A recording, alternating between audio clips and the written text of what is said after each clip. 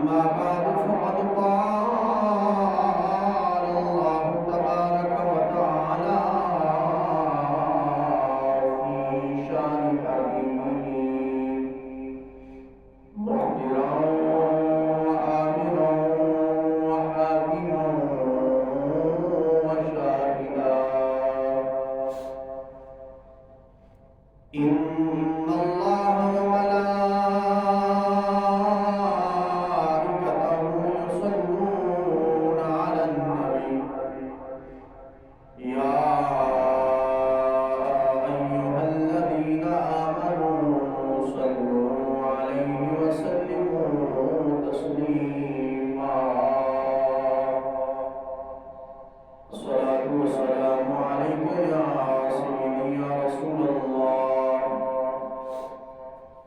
وعلى آلك وأصحابك يا سيدي يا حبيب الله الصلاة والسلام عليك يا سيدي يا خاتم النبيين وعلى آلك وأصحابك يا سيدي يا شفيع المذنبين بندے پروردگار امت احمد نبی دوست دارے چار یاروں کا اولاد علی مذہب حنفی اداروں ملت حضرت خلیل خاک پائے غوث اعظم زیر سایہ ہر ولی امداد کن حضرت جگم آزاد کن در دین دنیا شاد کن یا غوث اعظم دستگیر گنج بخش فیض عالم مظہر نور خدا ناکی سارا پیر کامل آرا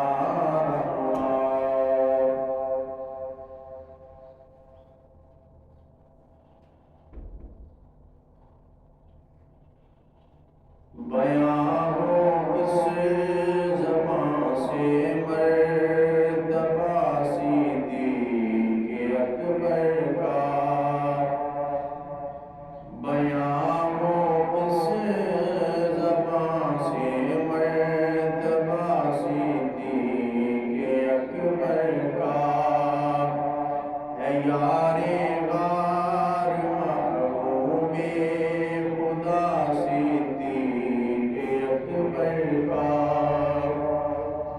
ہے یار غار محبوب خدا صدیق اکبر کا رسل اور انبیاء کے بعد جو افضل ہو عالم سے رسل اور انبیاء کے بعد جو افضل ہو عالم سے یہ عالم میں ہے کس کا مرتبہ صدیق اکبر کا یہ عالم میں ہے کس کا مرتبہ صدیق اکبر کا بیان ہو کس زبان سے مرتبہ صدیق اکبر کا بیان ہو کس زبان سے مرتبہ صدیق اکبر کا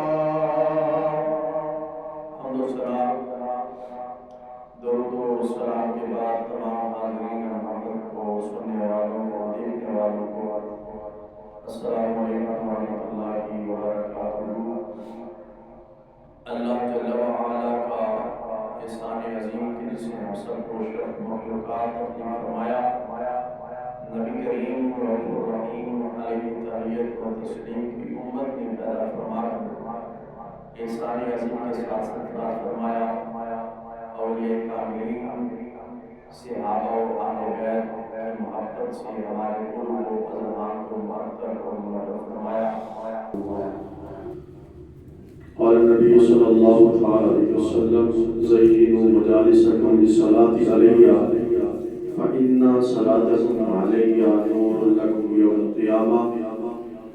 نبی کریم علیہ السلام نے ارشاد فرمایا اپنی مجالس کو مجھ پر درود و سلام پڑھ کر آراستہ کرو، کیونکہ تمہارا درود و سلام مجھ پر پڑھنا تمہارے لیے بروز قیامت نور کا باعث ہوگا۔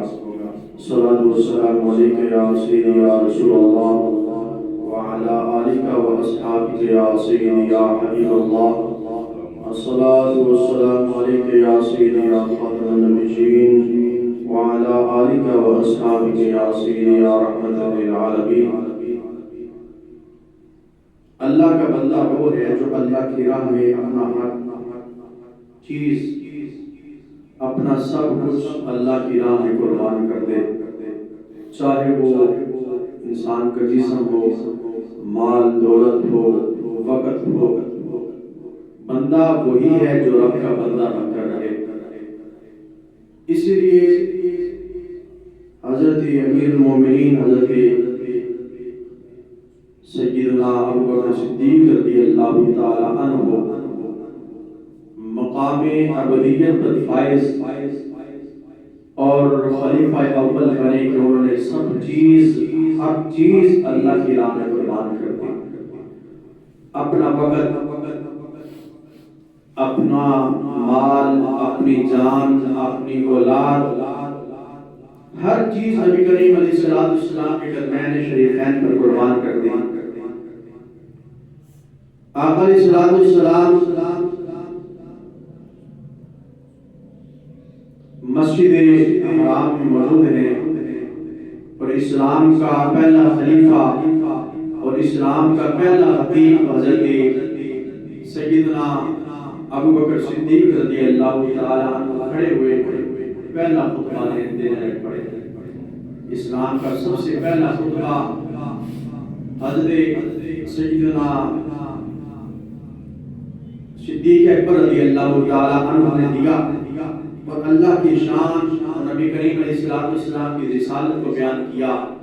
مشرکین مکہ نے دیکھا کہ یہ تو اپنے دین کی اشاعت کر رہے ہیں، دین کی تبلیغ کر رہے ہیں، اور آقا علیہ السلام کی طرف آنا چاہا تو سیدنا صدیق اکبر رضی اللہ تعالی عنہ سیسہ پہنائی دیوار بن کر سامنے کھڑے ہوئے اور اتنا مارا کہ فرمایا کہ ان کی جو رخسار ہے وہ ناک کے برابر ہو گیا اور آنکھیں بند ہو گئی، اس قدر مارا۔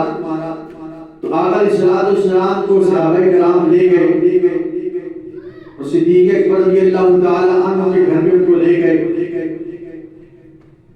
اور آقا علیہ السلام صدیق اکبر کا پوچھتے تھے اور صدیق اکبر رضی اللہ تعالی عنہ کو جب ہوش آیا تو انہوں نے سب سے پہلے پوچھا کہ آقا علیہ السلام کا کیا حال ہے۔ تو حضور علیہ السلام کی صحابیہ، آقا علیہ السلام کی صحابیہ وہ حضرت سیدنا صدیق اکبر رضی اللہ تعالیٰ عنہ کے پاس آئے اور بتایا کہ آقا علیہ السلام نے لوگ خیر و عافیت کے ساتھ ہیں۔ اس قدر نبی کریم علیہ السلام کے ساتھ پیار اور محبت، پھر اس کا بدلہ کیا دیا۔ آقا علیہ السلام نے فرمایا کہ اے میرے صحابہ، ہر چیز، ہر بندے نے جو مجھے عطا کی، جو مجھے دی، جو مجھ پر احسان کیا، اس کا بدلہ میں نے اس کو لٹا دیا، لیکن سیدنا صدیق اکبر رضی اللہ تعالی عنہ آپ نے جو مجھ پر احسان کیا اس کا بدلہ قیامت کے دن ان کا رب ان کو عطا فرمائے گا۔ نبی کریم علیہ السلام تشریف فرما ہے اور سامنے صحابہ کرام موجود ہیں۔ آقا علیہ السلام نے فرمایا من اصبح منکم اليوم صائما، تم میں سے آج کس نے روزہ رکھا ہے؟ نہ وہ رمضان المبارک کا مہینہ ہے، نہ کوئی اور روزہ فرض ہے۔ تو سیدنا صدیق اکبر رضی اللہ تعالیٰ عنہ کھڑے ہوئے اور آقا علیہ السلام کے بارگاہ میں عرض کیا، یا رسول اللہ صلی اللہ علیہ وسلم، آج میں روزے سے ہوں، آج میں نے روزہ رکھا ہے۔ آقا علیہ السلام نے فرمایا بیٹھ جاؤ۔ بیٹھ کے پھر آقا علیہ السلام نے ارشاد فرمایا من کان اطعم اليوم مسکینا، آج تم میں سے کسی نے کسی مسکین کو کھانا کھلایا، ہر طرف خاموشی، سب خاموش ہو گئے، تو اچانک سیدنا صدیق اکبر رضی اللہ تعالیٰ عنہ پھر کھڑے ہوئے اور آقا علیہ السلام کی بارگاہ میں عرض کیا یا رسول اللہ صلی اللہ علیہ وسلم آج میں نے ایک مسکین کو کھانا کھلایا ہے۔ آقا علیہ السلام نے فرمایا بیٹھ جاؤ، آپ بھی تشریف فرما ہوئے۔ پھر نبی کریم علیہ السلام نے ارشاد فرمایا من عاد اليوم منکم مریضا، آج تم میں سے کسی نے کسی مریض کی عیادت کی، پھر سارے خاموش ہو گئے۔ جب خاموش ہو گئے تو سیدنا صدیق اکبر رضی اللہ تعالیٰ عنہ کھڑے ہوئے، عرض کیا یا رسول اللہ صلی اللہ علیہ وسلم میں نے فلاں صحابی کی عیادت کی ہے، کافی وہ بیمار تھا تو آج میں نے اس کی عیادت کی ہے۔ آقا علیہ السلام نے فرمایا بیٹھ جاؤ، پھر بیٹھ گئے۔ پھر نبی کریم علیہ السلام نے ارشاد فرمایا من کان منکم یتبع الجنازۃ اليوم، تم میں سے آج کسی نے کسی جنازہ کوئی جنازہ پڑھا، کسی کی نماز جنازہ ادا کی ہے، تو سارے خاموش ہو گئے۔ صدیق اکبر رضی اللہ تعالیٰ عنہ پھر کھڑے ہو گئے، عرض کیا یا رسول اللہ صلی اللہ علیہ وسلم آج میں نے جنازہ پڑھا ہے، میں نے نماز جنازہ ادا کی ہے۔ ہر سوال کا جواب سیدنا صدیق اکبر رضی اللہ تعالیٰ عنہ دے رہے ہیں۔ تو نبی کریم علیہ السلام نے فرمایا جس میں یہ ساری ذکر رکھی ہو جائے، کون کون سی؟ کہ ہر روز روزہ رکھے، ہر روز کسی مریض کی عیادت کرے، ہر روز کسی مسکین کو کھانا کھلائے، ہر روز کوئی نہ کوئی جنازہ پڑھے۔ آقا علیہ السلام نے ارشاد فرمایا کہ جس میں یہ نیکیاں اکٹھی ہو جائیں اس پر جنت واجب ہو جائے، وہ جنت ہے۔ تو گویا آقا علیہ السلام نے ایک مرتبہ پھر خوشخبری دی سیدنا صدیق اکبر رضی اللہ تعالی عنہ کو کہ اے ابو بکر تو جنتی ہے، انت رفیقی فی الدنیا والآخرہ، اے ابو بکر تو دنیا میں بھی میرا ساتھی ہے اور آخرت میں بھی میرا ساتھی ہے۔ انت علیق فی النار، انت علیق من النار، اے ابو بکر تو جہنم سے آزاد کیا ہوا ہے۔ سیدنا صدیق اکبر رضی اللہ تعالیٰ عنہ کئی مقامات پر آقا علیہ السلام نے فرمایا اے ابو بکر تو جنتی ہے، تو جنتی ہے، تو جنتی ہے۔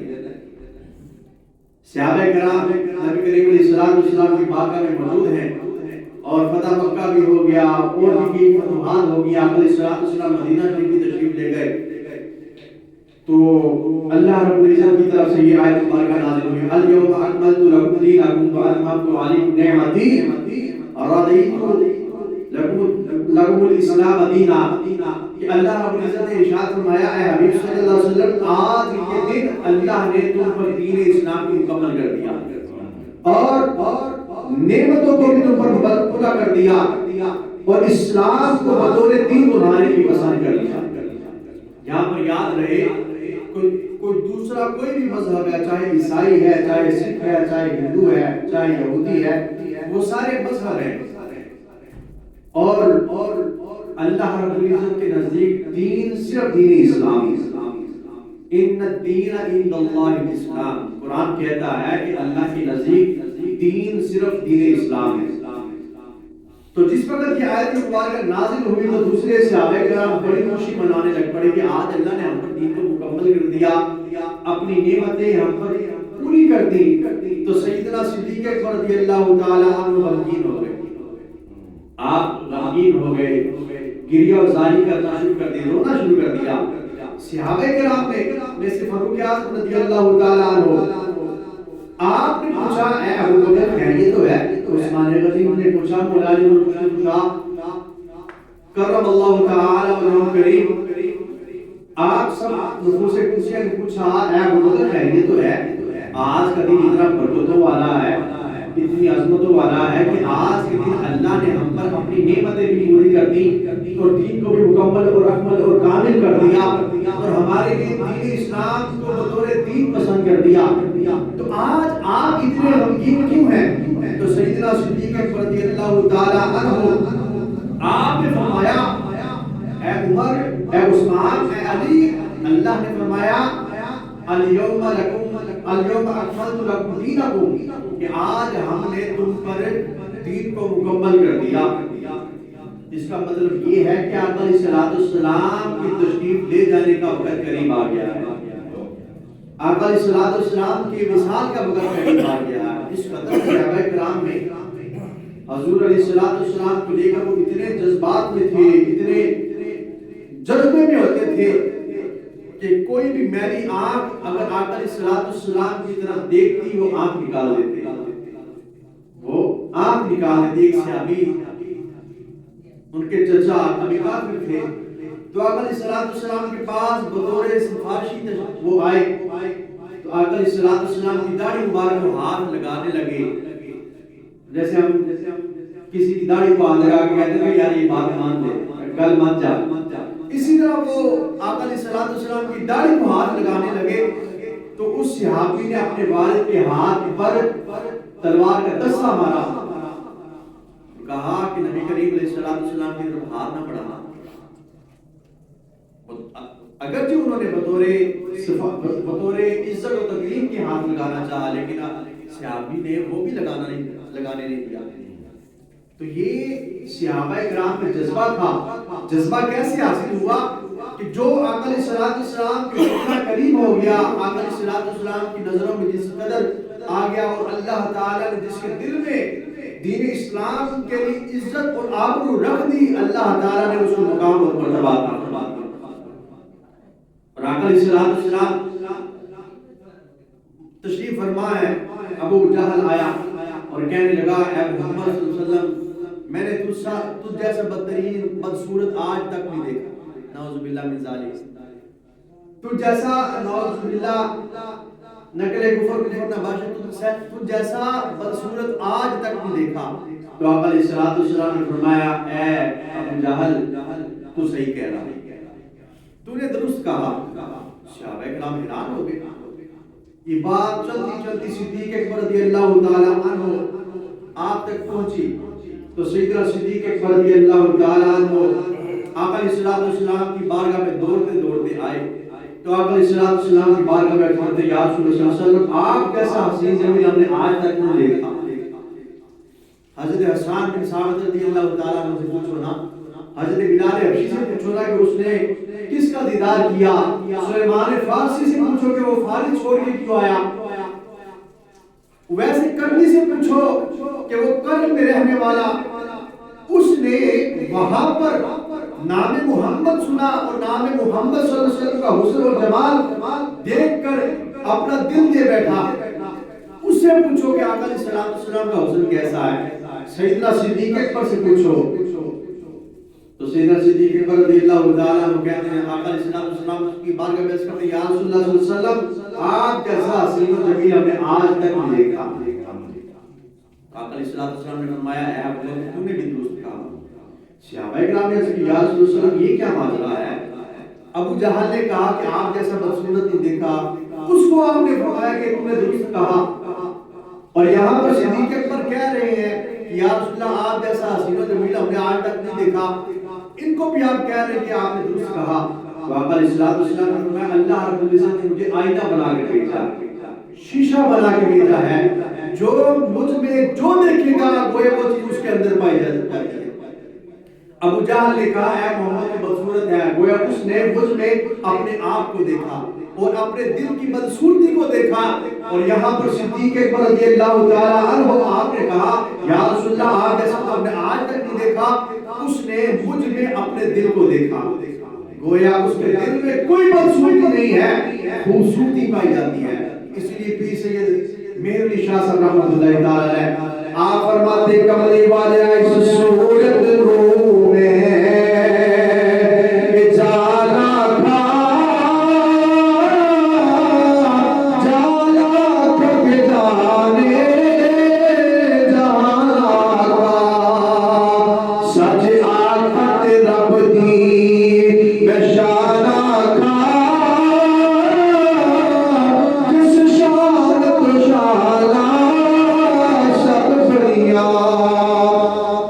So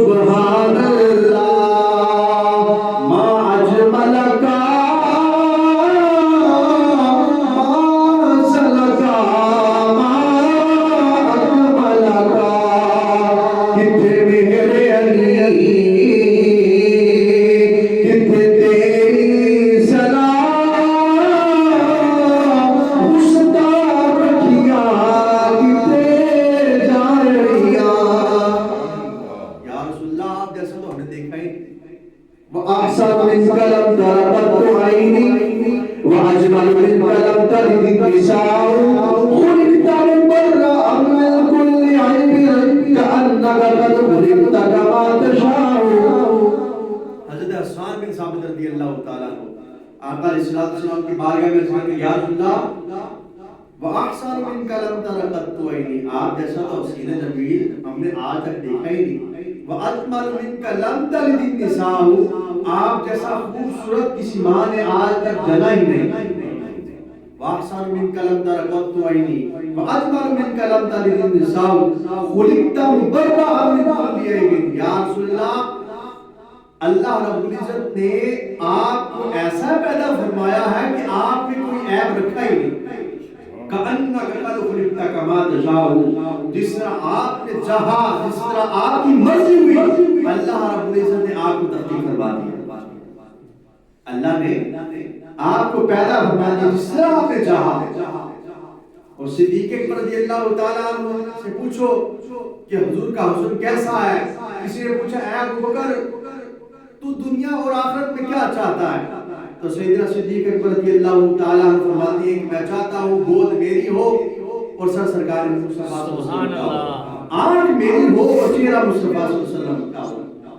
پروانے کو چراغ دو، بلبل کو پھول بسے. پروانے کو چراغ دو، بلبل کو پھول بسے. پروانوں کو چراغ دو، بلبل کو پھول بسے. صدیق کے لیے ہے خدا کا رسول بسے.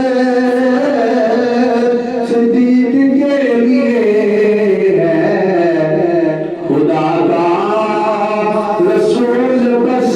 صدیق کے لیے ہے خدا کا رسول بس. سبحان اللہ. کہ آپ علیہ السلام کے پر اپنا سب کچھ قربان کر دیا.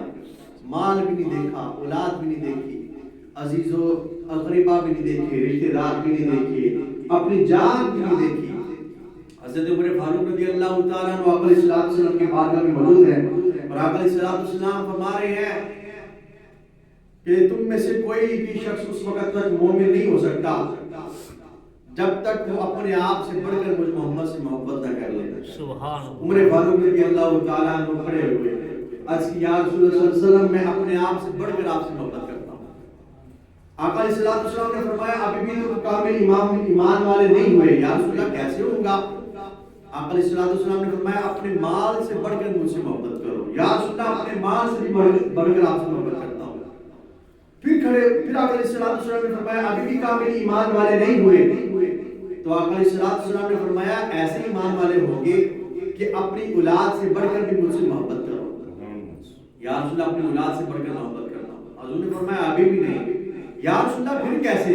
آقا علیہ السلام نے فرمایا کوئی بھی اس وقت تک کامل ایمان والا نہیں ہو سکتا جب تک وہ اپنے مال، اپنی جان، اپنی اولاد، اپنے والدین سے بڑھ کر محمد سے محبت نہ کرے.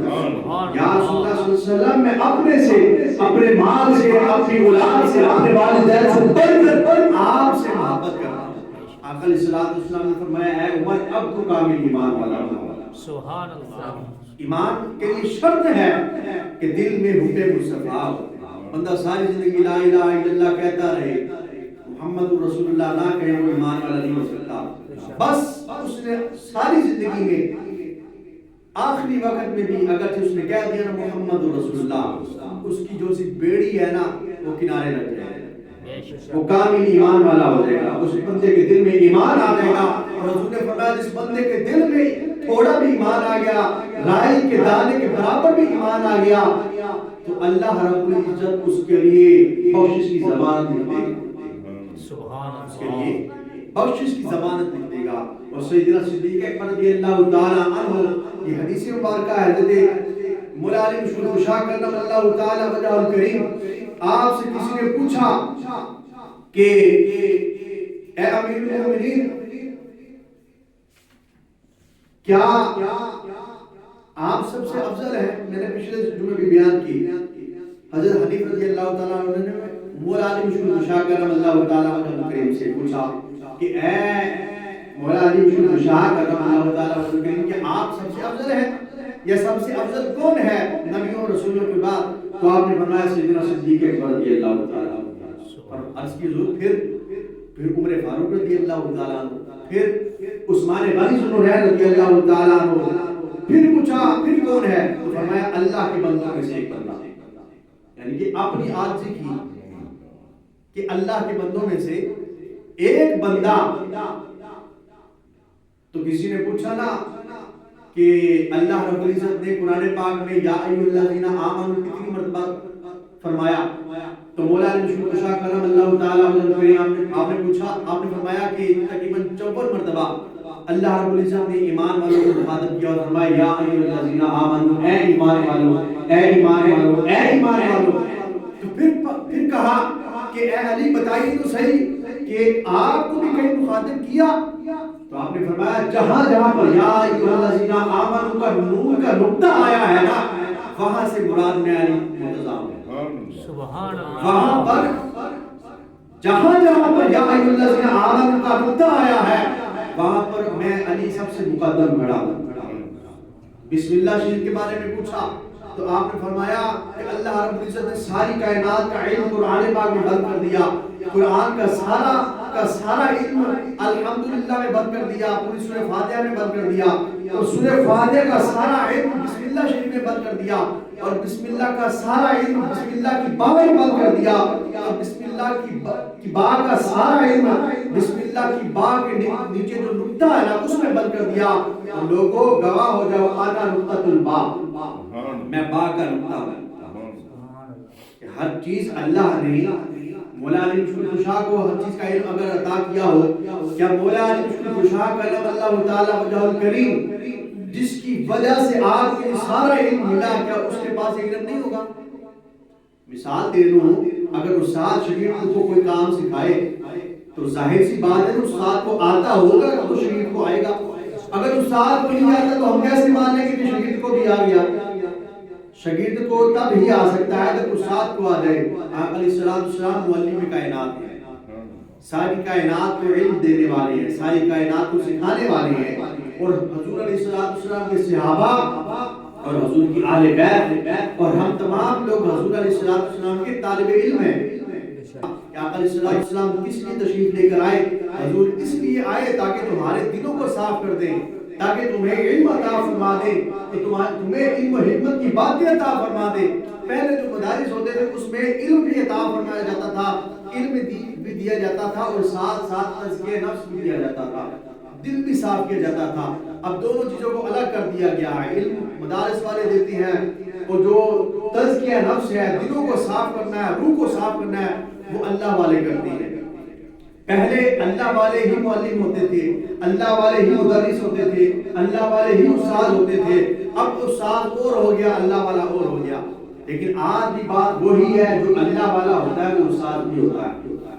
لہٰذا اللہ والوں کے پاس بیٹھو، وہ دین کا علم بھی عطا فرمائے گا، اور ساتھ ساتھ ہمیں ہمارے دل کو بھی صاف کرنے کا طریقہ بتائے گا، اپنی نگاہ سے، اپنے فیض سے دل کو بھی صاف کرے گا، ہمارے روح کو بھی صاف کر دے گا۔